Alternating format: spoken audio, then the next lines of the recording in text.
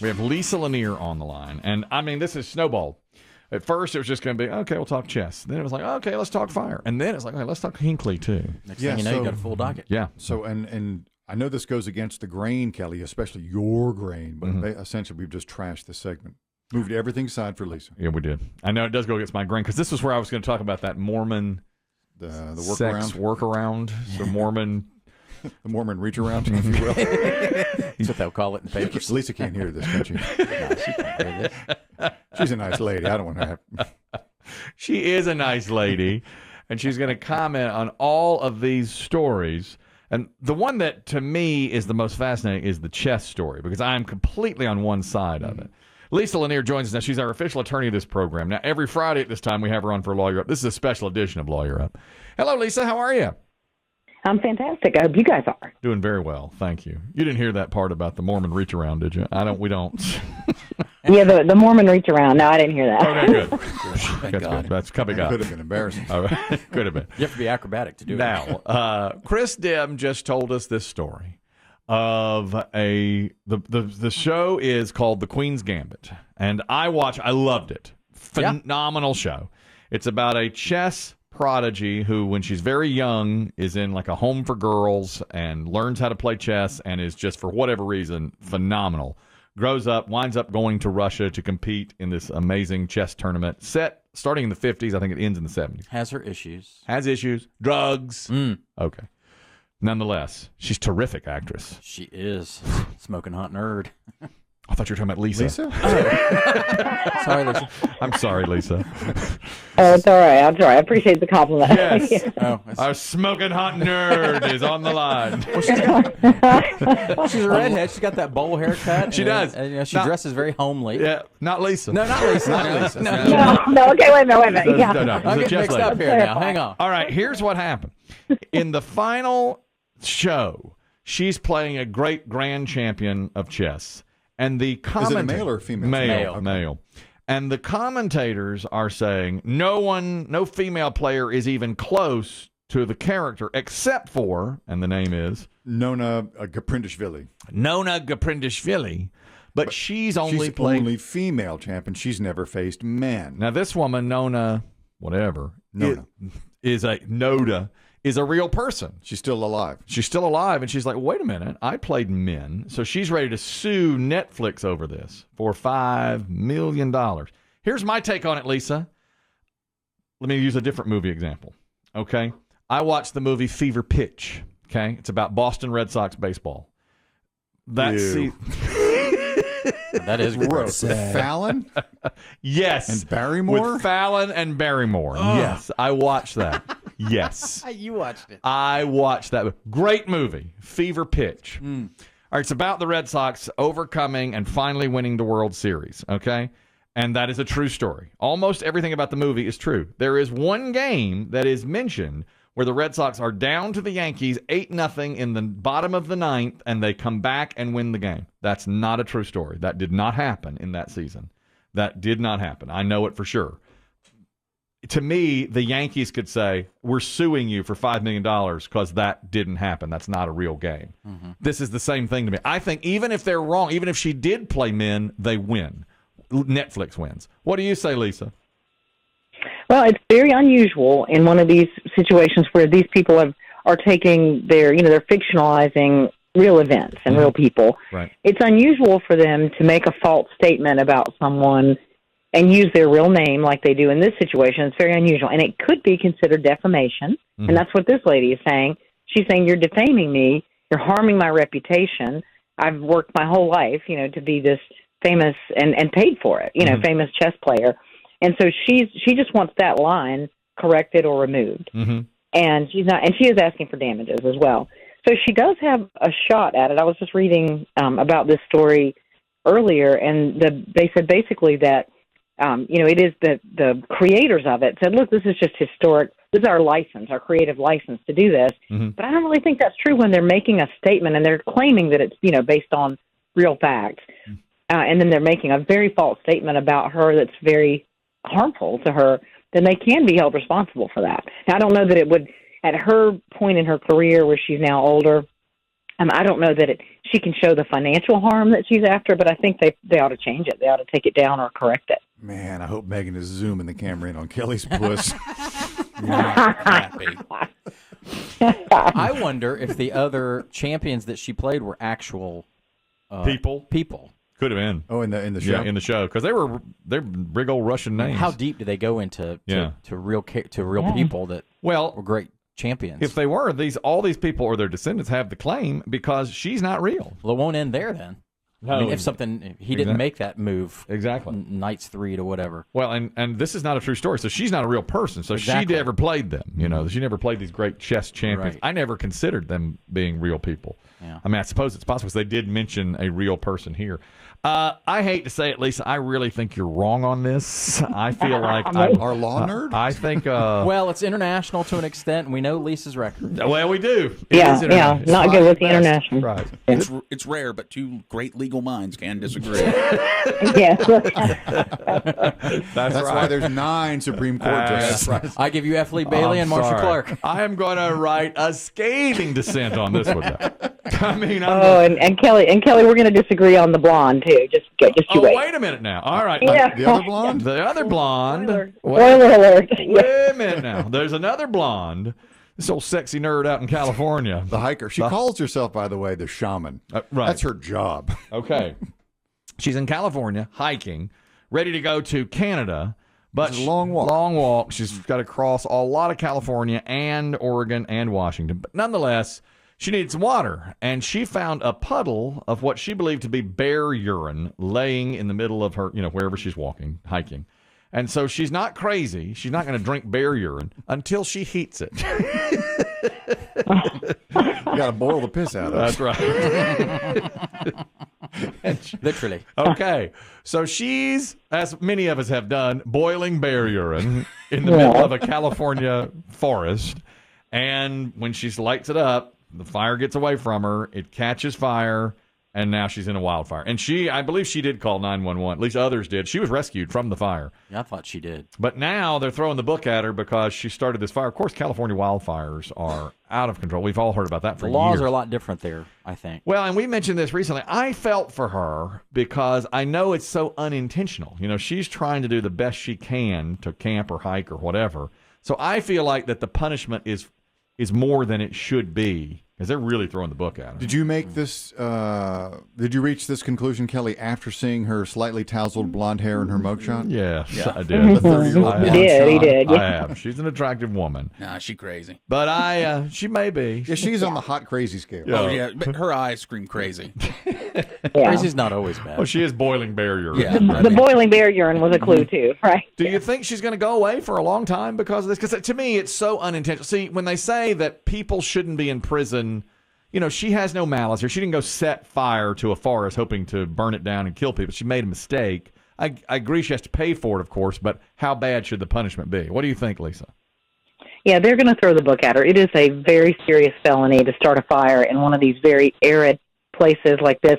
And everybody who lives there or passes through there, you know it. Signs are up everywhere. Mm-hmm. We just went to Yosemite earlier in the summer with my family, and they had wildfires cropping out. I think there were 15 small wildfires burning just while we were there, and they were able to control them. They didn't rage out of control, but you see the signs everywhere. No burning, no throwing a cigarette down, because the slightest little thing will set off, and everybody knows it, and it's a felony, and it kills people. Like, we talked about the couple that was doing the gender reveal that are facing 20-plus years in prison each because they did this little smoke bomb thing to show the gender, and it's because any little use of anything that might cause a fire is basically tantamount to intentional because you ought to know better. Yeah. And that's kind of what's going on here. Exactly. Wow. I figured you'd say that. And she started other fires, supposedly. I don't know if it came from that one fire that sparked other fires.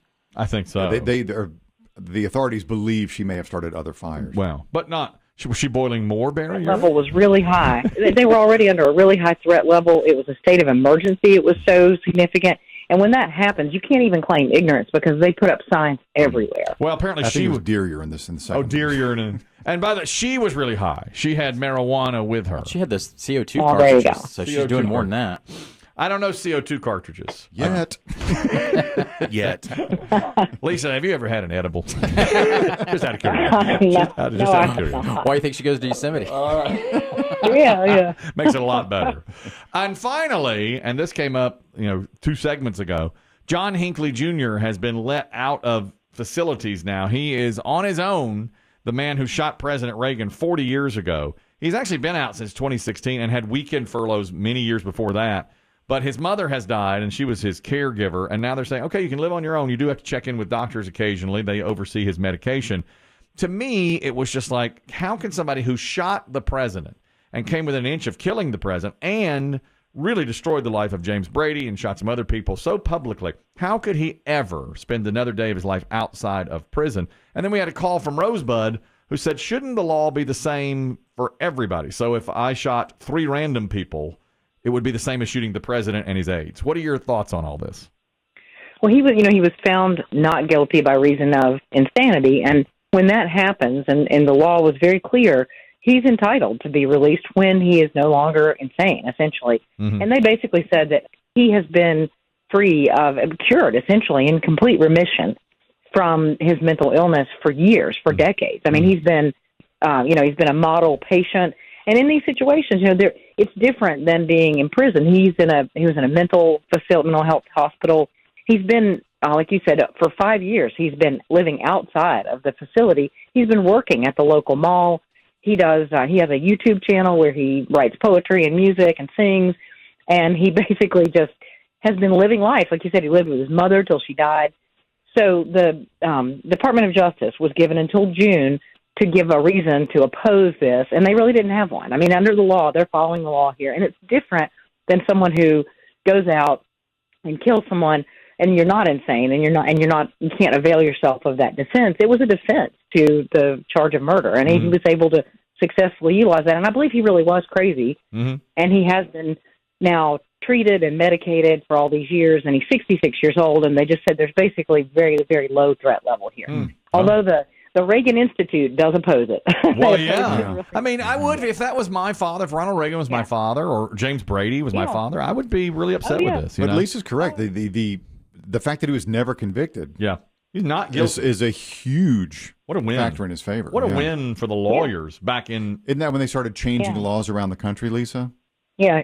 Everybody, there was this huge backlash against the insanity defense. They're like, this just can't be a thing. Right, but is he one of the last that will have this kind of defense for him? In most jurisdictions, I think they still have the defense, but it's much less commonly used, and it's harder to prove, and you don't see it. He was one of the last to really avail himself of it successfully. Gotcha. Now, what about had he just shot 3 guys on the street? He's same mental issues and all that. Would he have been out way before this, or is it because the president and the cabinet members of the president's, did the victims come into play here, who they are? Yeah, I think that caused him to be under this care for longer than your average person would have, because your average person, once they showed that they were in remission, which they say he's been for decades, if you're really correctly applying the law, he should be able to be discharged then. Yeah. But I think because of the high level, and there for a while early on, there was also the stuff about threatening Jodie Foster and some of that stuff too. He has to stay away from Jodie Foster. That is part of his. Yes, he does. Yeah. So what about what Rosebud said? He called in his interesting take to me. It's like, I said anybody who shoots the president should spend every day in jail. But he says, what difference does it make? A life is a life. But that's not really, every case is different, right? I mean, some people get 10 years in prison. Some people get lifetime in prison for almost the same crime. Yeah, I mean, I see what Rosebud is saying, but I think we elevate the punishment for threats or any kind of intended violence toward the president for a reason. You essentially want to make that something that people are more afraid to do than just committing a regular person, type of homicide. There it is. Lisa Lanier. Get her at sexynerd.com. Nerd, I got you. Sexy law nerd. Sexylawnerd.com. I'm registering that. I'm going to register that. Doing that. You can get her there. I like it. Get her at hireaheavyweight.com, 2guysnamedchris.com. Lisa, thank you very much for coming on with an impromptu lawyer up. We'll talk to you again in 3 days. All right. Have a great day. There she goes. Bye. Thank you very much. Let me get to this Mormon reach around. Yeah. I read about it today now. Where? MormonTimes.com. Did you finally let some into your house? The two guys on bikes. Is this how they're finally talking their way in? Can you only do it in the mountain? Wait. What if we told you about the reach around? All right, come on in. Come on in. Do you know there's a third testament of the Bible? Tell me about the reach around. All right, come on. All right, come on. Now. Leave your bikes out there. Come on. I'll put on a pot of coffee. Come on. You know, Jesus visited the United States. We can't have the coffee, but thanks anyway. Yeah. All right, sorry. Here's a Dr. Pepper. Mormon. That's right. God, I said put on a pot of coffee for a couple of Mormons. Lord, that's horrible. Bless you, sir, but we can't have that. Now, I know a Mormon. I know a guy who's Mormon, and I haven't had the courage to ask him about this just yet. I've seen him already today. I wouldn't. Yeah. I think that would be considered workplace harassment. I do too. It might be. Listen to this.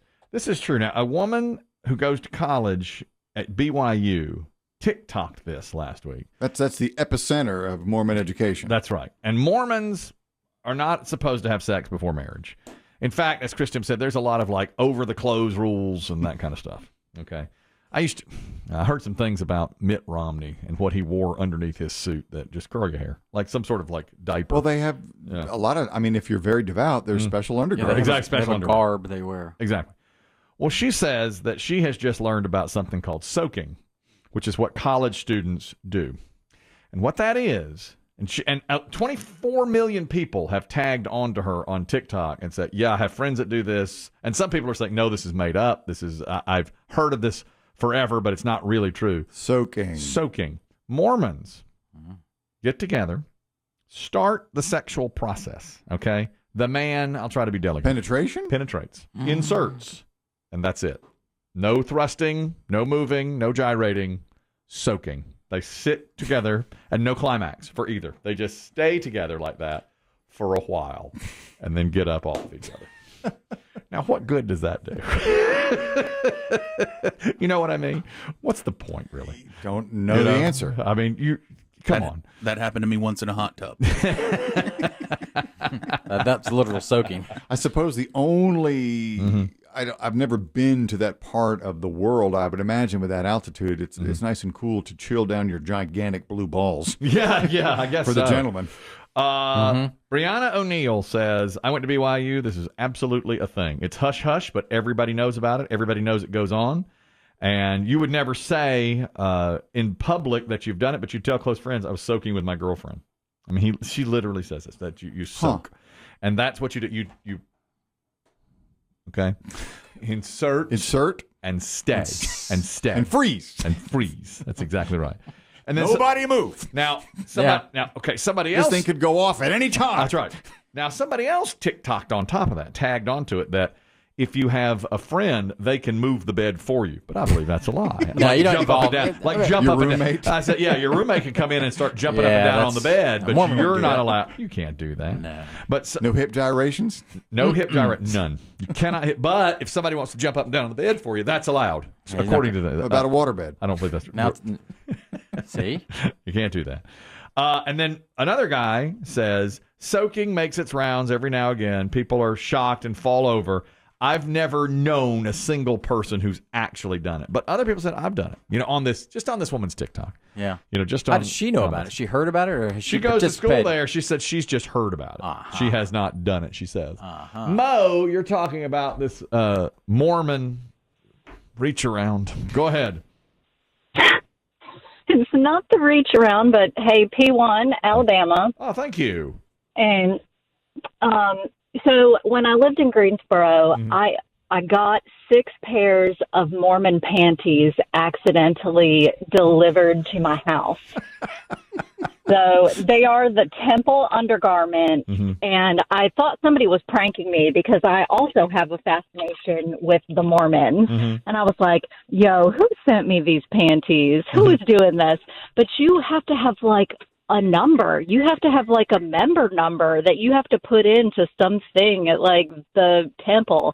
These things come packaged, like, in their own individual packages, and somebody had to get them delivered to their house. Well, I realized they were my elderly neighbors right across the street, and that they had been delivered to the wrong house. And I knew that if I had opened the box, like, I'm not supposed to see those. Yeah. Nobody is supposed to see those that isn't a Mormon. So I felt terrible thinking about even returning them to her. Yes. So now I just have 6 prepackaged pairs of Mormon panties in my house. Can't do Just the anything thing with I them. own now. You can't wear them. I will bring them out every once in a while when people party we favor. discuss. Yes, when we talk about my fascination with the Mormons, I tell them, I bring them out. Yep. Great conversation That's a piece. good dinner party. Great Yeah. conversation piece. Are they like regular panties? I mean, are they No, fall they're Mormons? so they're like I guess like pantaloons almost, and like an undershirt. I was actually really surprised about like the flimsy quality of them. They're like a polyester blend. Like they seem like they would be horribly uncomfortable to wear underneath other things. Interesting. But they have like special embroidery on them in certain places that has significance. Very interesting. And have you ever heard of this thing called soaking that I just heard about today?